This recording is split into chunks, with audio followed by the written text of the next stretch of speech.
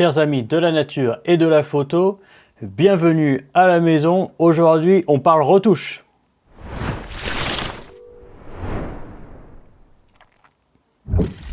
Aujourd'hui, on va retoucher une photo que j'ai prise la semaine dernière, celle-ci.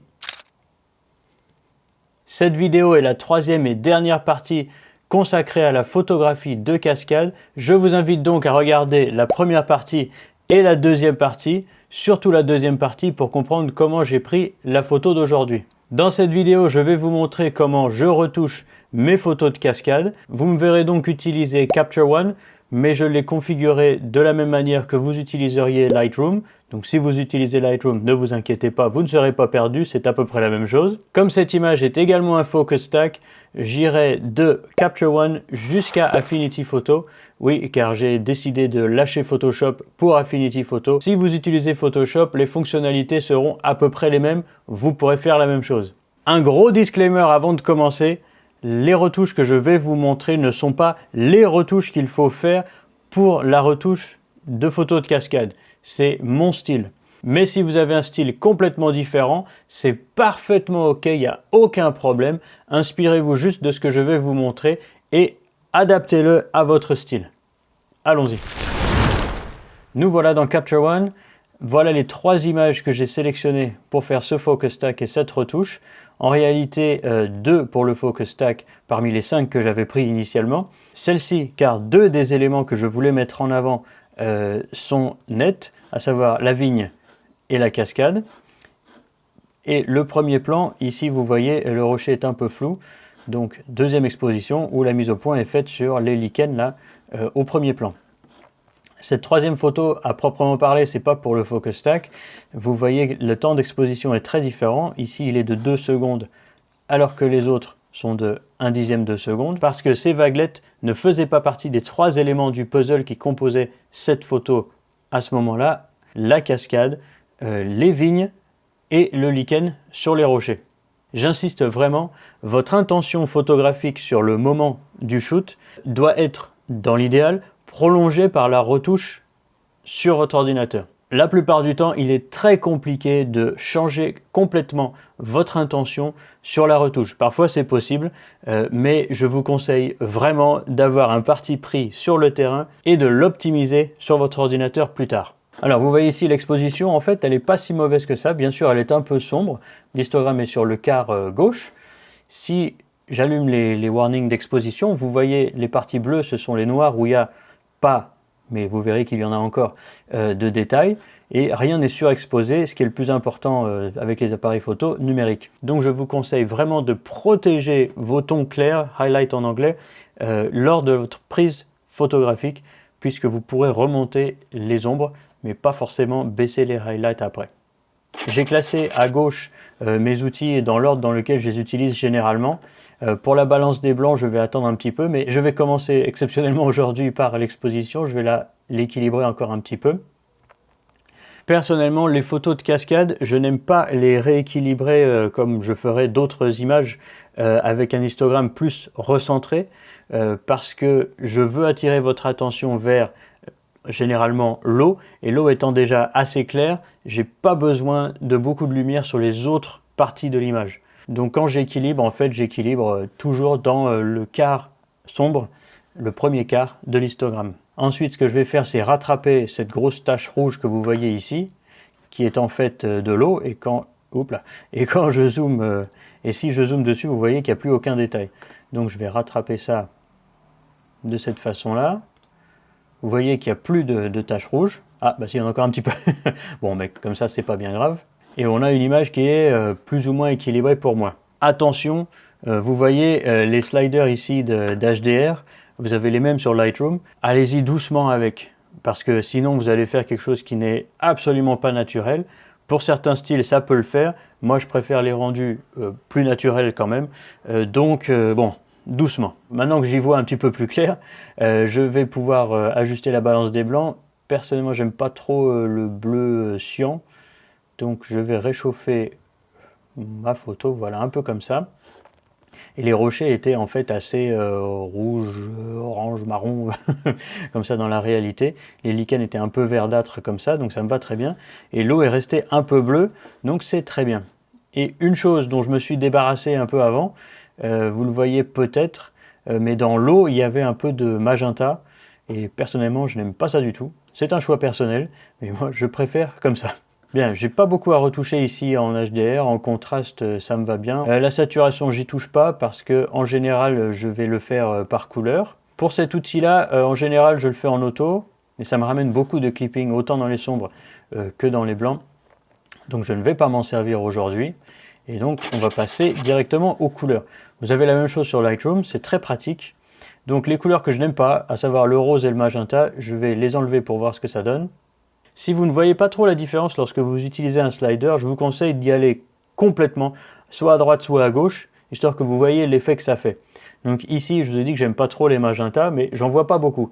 Mais au cas où, je vais aller à fond, et je vois, voilà. Et je vois que ça a rajouté un peu de magenta dans l'eau principalement, et moi ça ne m'intéresse pas.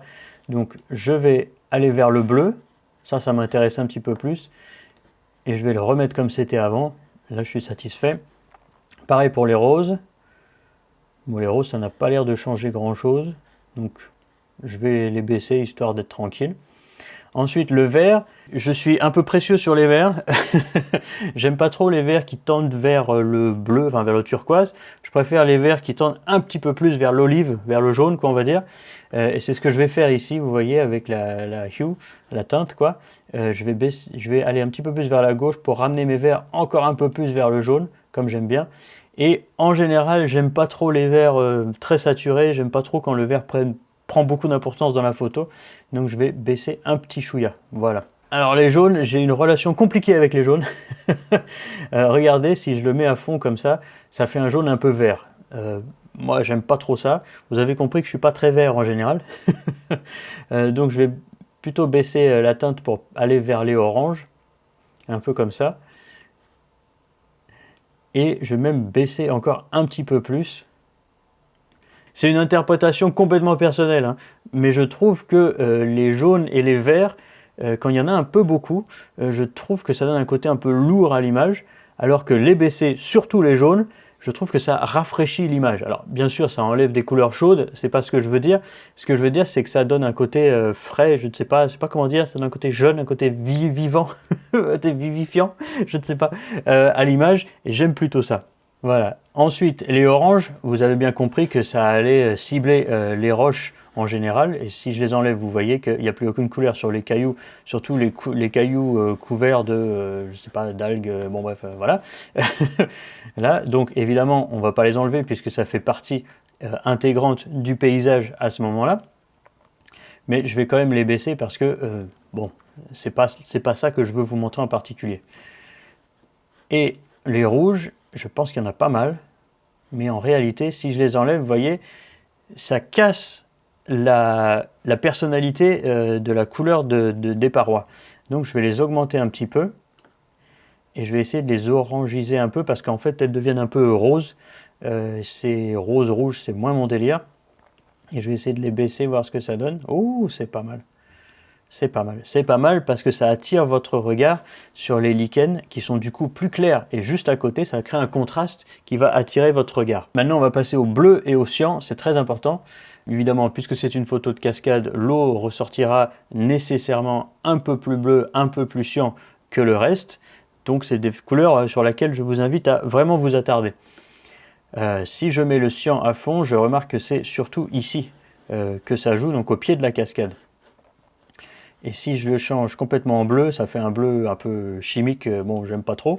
Si je le mets vers le vert, en vrai, en réalité, ça ressemblait un peu plus, ouais, à un truc comme ça. Dans la réalité. Alors, c'est un petit peu abusé, là, on est d'accord, mais pour que vous ayez l'idée en tête. Moi, ça m'intéresse moins parce qu'en réalité, si les cyans sont verts comme ça, ils vont se rapprocher de la couleur des vignes ou de tous les autres éléments de verdure qui sont autour, et donc ça va moins ressortir. Ça m'intéresse moins. Donc je vais plutôt le laisser en cyan, voire le bleuiser un petit peu plus. Et niveau saturation, je pense que je vais le laisser comme ça. Par contre pour le bleu, regardez si je le mets à fond, vous voyez là, ça fait quelque chose de beaucoup plus chimique pour le coup. Mais ça me plaît quand même. Si je cyanise le bleu, vous voyez, ça se rapproche encore un petit peu plus de la vigne, ce qui n'est pas tout à fait ce que je veux faire. Donc je vais magentaiser un peu mes bleus. Et du coup, on a l'impression qu'il y a un contraste de couleur qui est certes pas criant, mais suffisant à mon avis pour que l'œil fasse une différence entre l'élément liquide et l'élément végétal. Et moi, je trouve ça important. Pour ce qui est des couleurs, sincèrement, je trouve ça plutôt sympa. C'est pas très coloré, on est d'accord. Mais je pourrais rajouter un peu de couleur après, localement. Ensuite, niveau clarité, tout ça, je touche rarement. Tout ça. Niveau vignetting, si votre sujet est en plein milieu, vous pouvez faire un vignetting comme ça, c'est très bien. Et d'ailleurs, même je trouve que ça va pas mal ici. Je préfère le faire manuellement lorsque le sujet est un peu déporté sur un côté. Et les courbes, alors les courbes, ce que je fais souvent, c'est remonter mes ombres, genre de 4-5 ou un truc comme ça, et de baisser mes tons foncés. Vous regardez la différence, ça fonce un peu, ça enlève un peu les détails de la roche, et moi ça me va très bien parce que la roche c'est pas ce que je veux vous montrer. Et vous avez vu que les warnings sur les zones sombres ont disparu. Bien, ça c'est pour le travail de base. Maintenant on va faire quelque chose qui s'apparente beaucoup plus à la licence artistique. Je vais essayer de diriger votre regard vers les sujets dans ma photo. La première chose que je fais, c'est toujours créer une vignette. Donc je vais créer un nouveau layer. Sur Lightroom, vous pouvez créer un filtre radial. Donc je vais faire ça ici. Pour moi, le sujet principal se trouve dans cette zone, la cascade, les vignes et les lichens ici. Ça, voilà. Je vais appeler ça vignette histoire de m'en souvenir. Et j'utilise en général deux outils, soit la brightness, donc la luminosité, soit dans les niveaux, le pin central. Je vais voir avec le pin central ce que ça me donne. Oh, ça me plaît bien. Un gros conseil que je vous donne, si pendant votre retouche, vous ne savez pas si vous avez trop baissé la luminosité ou trop augmenté la luminosité, c'est de changer la couleur du fond. Mettez-vous en noir et là, vous voyez que je peux baisser sans problème, il y a encore beaucoup à faire. Par contre, si je me mets en blanc, là, ça paraît quand même assez sombre. C'est pas un gros souci puisque c'est la vignette, c'est pas fait pour attirer votre regard, mais comme vous allez me voir faire ça plusieurs fois, maintenant vous saurez pourquoi. Donc la vignette là elle me va bien, il y a juste ces cailloux là qui sont quand même très clairs et qui ajoutent beaucoup de détails et qui attirent beaucoup votre regard pour rien. Les vignes que je peux accentuer et les lichens qui ont été un peu mangés par la vignette, donc je vais effacer cette partie là de la vignette, voilà comme ceci.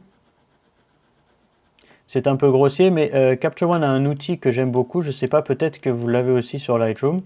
Je vais vous montrer ça dans un instant. En tout cas, en Photoshop, il y est, ça c'est certain. Hop, voilà. On continue. Je vais sélectionner tous mes lichens. Sur des bien sûr qui ressortent bien. Je vérifie mon masque. C'est pas mal. J'ai un peu raté le centre ici, mais c'est pas grave. Voilà.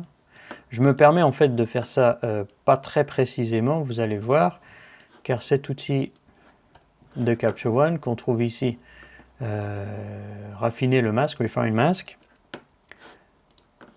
Vous voyez si le masque était le masque est ainsi à l'origine, mais si j'augmente ce slider, vous voyez que il va adoucir le bord en prenant en compte le contraste et les détails.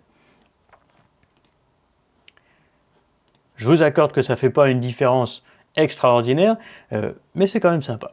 Ensuite, je vous ai dit, cette partie-là pour moi est beaucoup trop claire, donc je vais m'en débarrasser.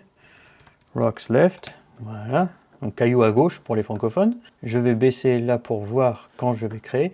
Et là, vous pouvez créer sur Lightroom un filtre en dégradé, c'est ce que je vais faire. Voilà. Et là, vous voyez immédiatement que votre regard est poussé vers la cascade, alors qu'avant, votre regard se battait entre ces rochers à gauche et la cascade, qui n'est pour le moment pas très brillante. Je vais vérifier que je n'ai pas écrasé trop d'ombre. Ben écoutez, apparemment non, donc tout va bien. Maintenant, je vais passer à la cascade. Vous voyez, ici, il y a des détails, puisque j'étais à 1/10, il y a des éclaboussures, on voit on voit les lignes créées par les gouttes d'eau.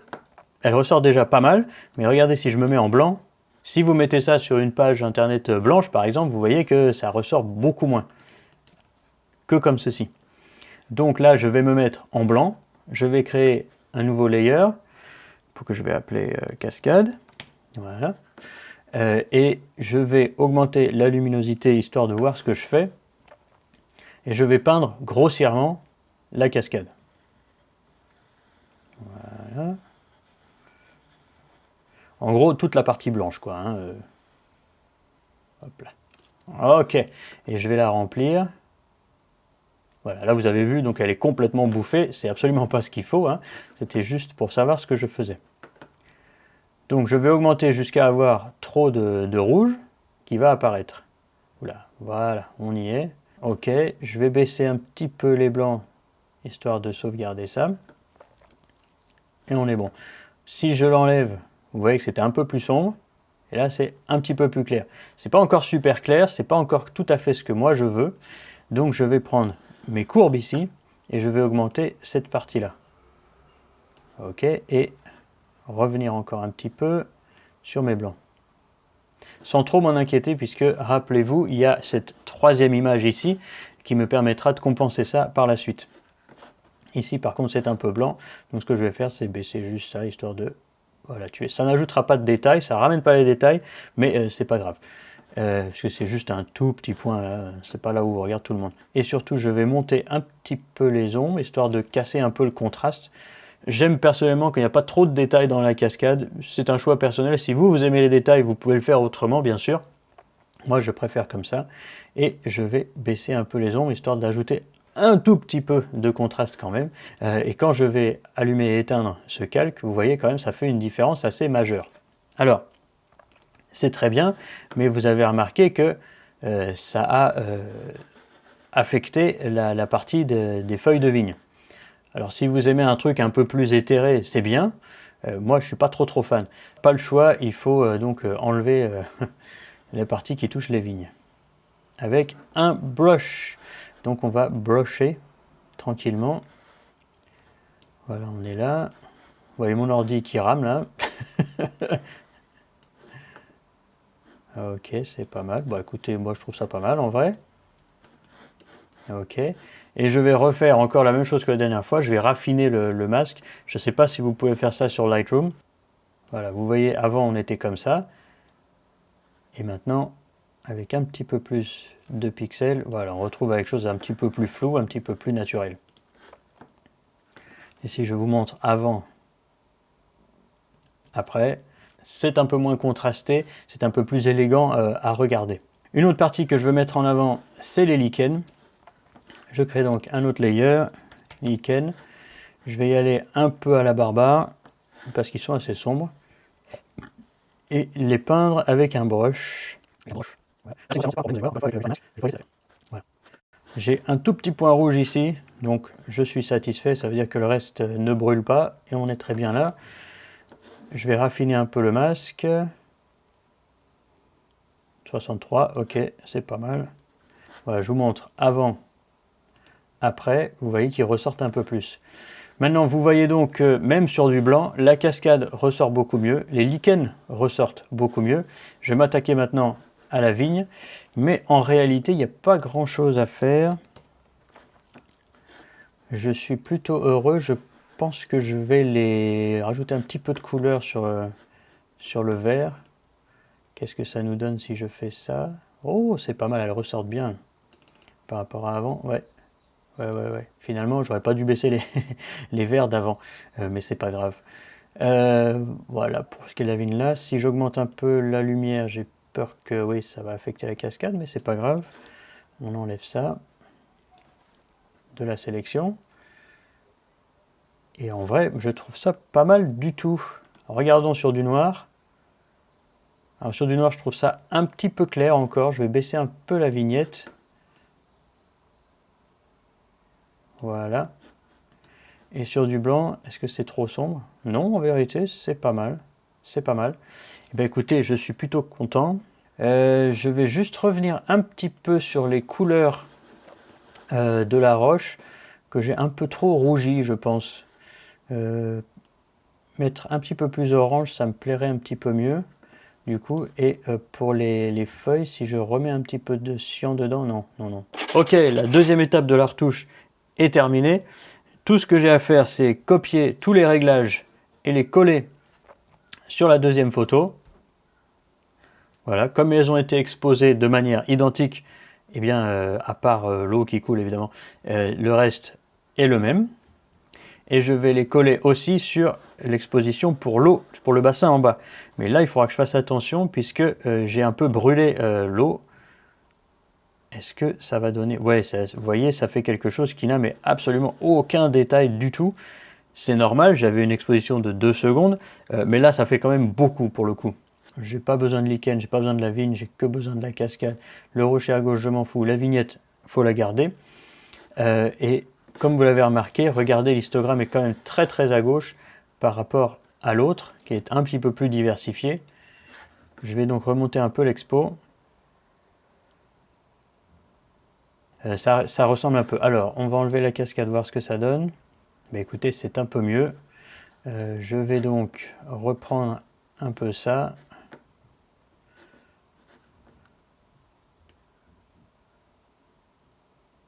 Voilà, il y a un petit peu plus de détails ici.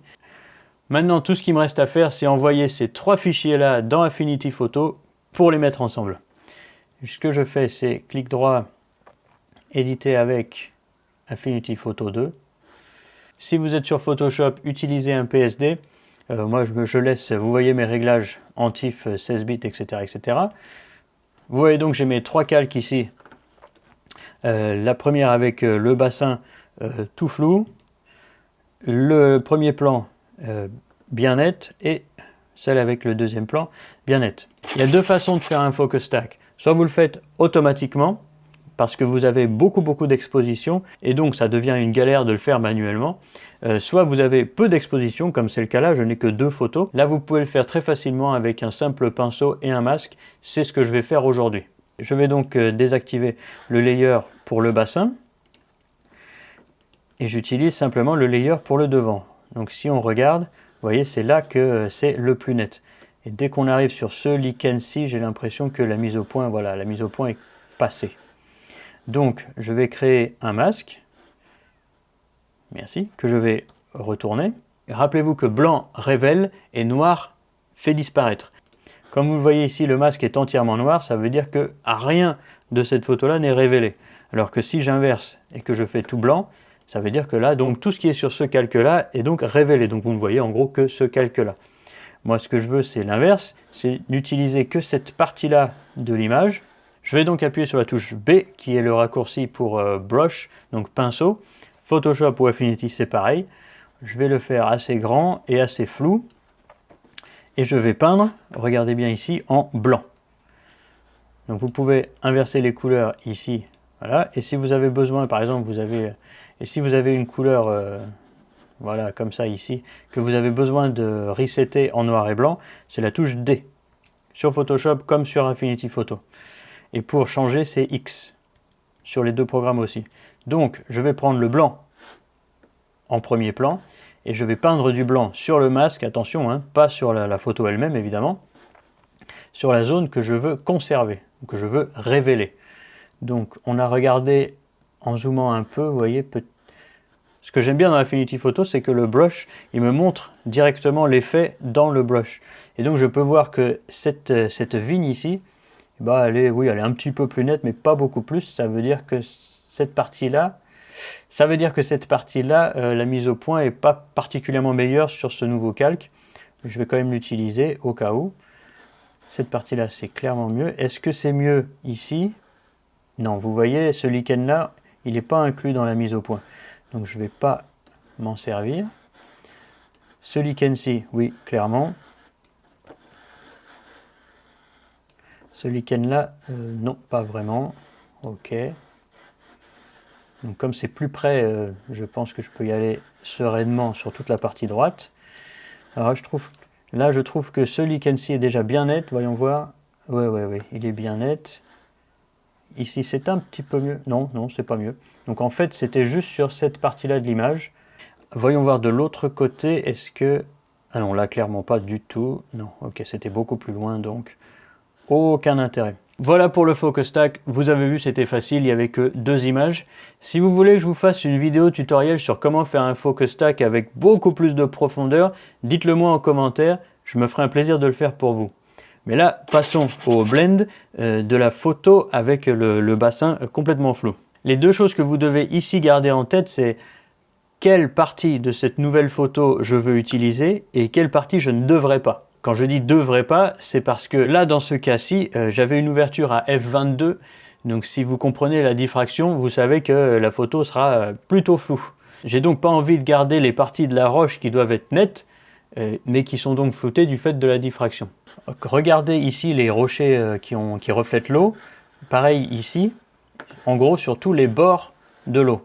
Si je vous remontre la photo précédente, vous voyez que c'est beaucoup plus net. Alors, je ne sais pas si sur YouTube ça va beaucoup ressortir, mais croyez-moi, c'est beaucoup plus net. Donc, je vais essayer vraiment de ne garder que l'eau ici, et je vais essayer aussi de garder un peu la texture de cette eau qui tombe ici. On refait donc la même chose, je crée un masque vide, donc noir, vous ne voyez rien. Je prends mon pinceau, brush, vous vous souvenez. Mais là, je vais le faire à beaucoup plus petit du coup, pour être beaucoup plus précis. Et je pense que je vais garder cette partie ici, parce qu'en fait, elle ajoute un peu de détail qui n'est pas désagréable. Oh bah, avec un petit peu plus de bords floutés, histoire de faire quelque chose de plus gros au début. Voilà, je vais peindre à l'intérieur. Ici, il faut donc prêter attention aux bords qui ont été de fait floutés à cause de la diffraction de la photo du bassin. Donc je vais prendre mon brush et là je vais inverser les couleurs. Pardon. Je vais donc prendre mon brush et je vais inverser les couleurs en noir, puisque rappelez-vous, le noir cache et le blanc révèle. Donc je vais cacher certains endroits et je vais voir est-ce que ça vaut le coup de repasser pour garder... Oh oui, oui, complètement.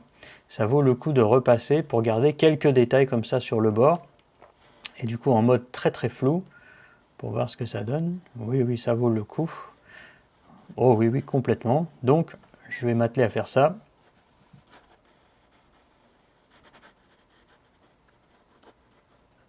Ok, maintenant, je vais regarder si je peux garder quelques détails dans l'eau ici, là. Vous voyez, par ici, là, ces détails, ce sont des détails qui peuvent être plutôt sympathiques à garder.